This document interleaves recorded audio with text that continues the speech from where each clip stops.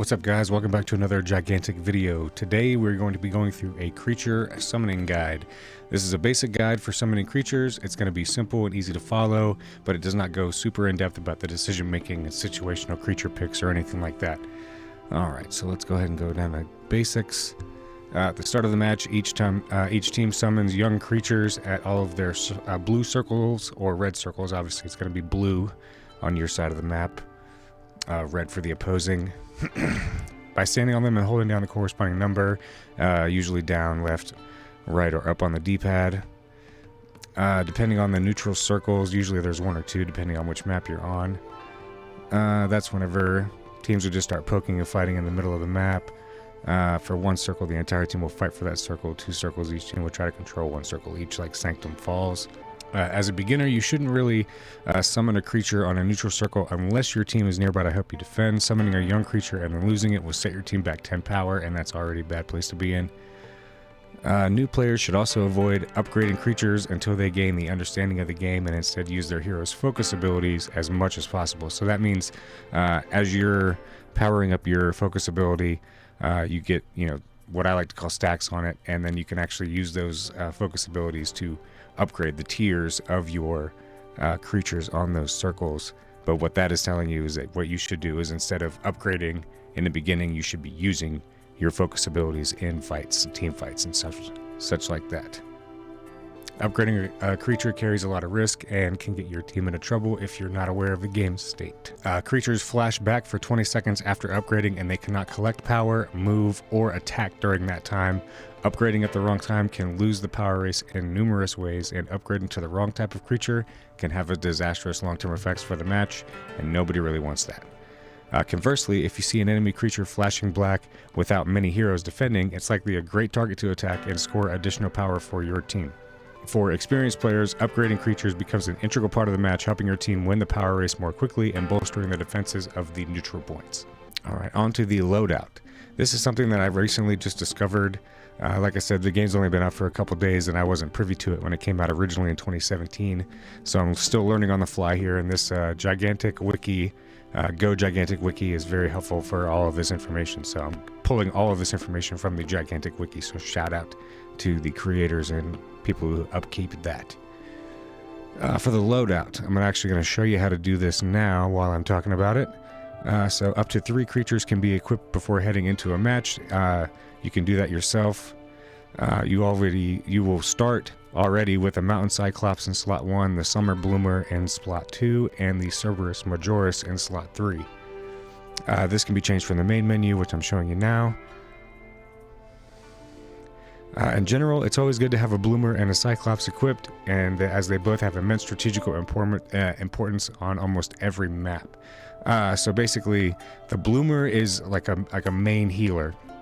It's they actually give you in the next bit that we're going to talk about is actually where we should place these. So we'll wait for that.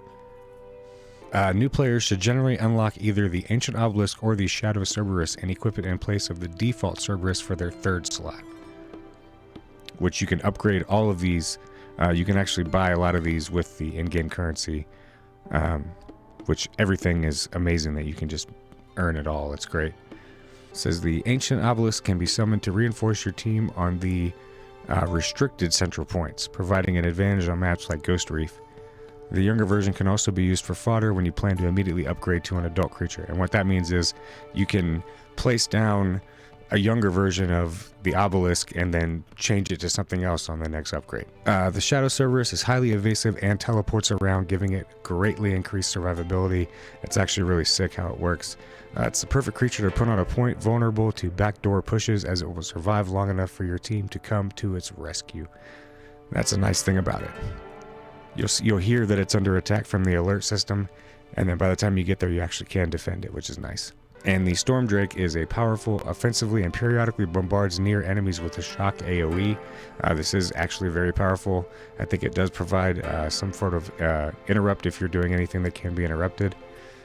It is a strong pick on smaller maps like Ghost Reef and Ember Grove and can deal a lot of damage when its shock hits unexpectedly. Yeah, a lot of times I'll try to run through, a point, not necessarily by myself, just trying to get around the map, and a Storm Drake will be there, and yeah, hits a little hard. right, now we're going to move on to the creature type advice. So where this is going to be kind of like where we could place these creatures. So the bloomer you should summon the bloomer at a safe point, a place that your team frequently retreats to. This is super helpful because I like to play that get in, get out style, and it's nice to know where a bloomer is so that you can come back and get a good quick heal, get yourself out of combat, and go back towards a team fight.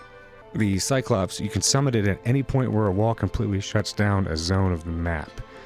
Cyclops are not good when the wall only partially shuts down a zone, such as Point C and Ghost Reef, which I can show you here, just that one on the corner there, right here. Cerberus, you should summon sparingly, but they are great at detecting and stalling backdoor pushes when they're getting close to try and get to your Guardian. Drake, you should summon near a place where enemies frequent, but you don't need a bloomer or a Cyclops. The Infernal, I actually like the Infernal. You're supposed to summon it sparingly in a place where a portal provides a large strategic advantage. It actually reminds me of the Yanis ult from Smite. It doesn't go through all the way across the map like the Yanis ult does for the teleport, but it can teleport you pretty far depending on where it actually gets put at. I've put it, depending on which map I played on, like I've put it on A in Picaro Bay, and it's gotten me almost to, I can't remember if it was almost to right here on G or if it was a little bit further than that. But yeah, it goes pretty far. And the Obelisk you can summon once you gain control of a contested area. Like I said before, this is kind of like just like a placeholder, either to defend a restricted point that your team is trying to hold or block an enemy trying to summon a neutral point. And what we have here is map-specific advice. All of this information is on gigantic.wiki.gg. I suggest you definitely go check it out for yourself, but I really appreciate you being here, and if you feel like I've earned your subscription or a like of this video, please do that at this point.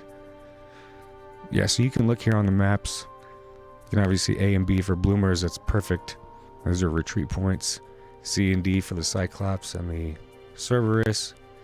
Really, really awesome information here. I'll show you down here. This is the Clash version of the Picaro Bay, Clash version of Sanctum Falls, which is actually one of my favorites because of how small and open this really is. It really provides for a lot of fun team fights, honestly. Same thing with Siren Strand. Yeah, so that was your creature summoning guide. Go ahead and play Gigantic. If you'd like to play with me, you can go ahead and leave me a comment below if you want to see more of these videos. And thank you guys, and have fun on the battlefield. See you on the airship.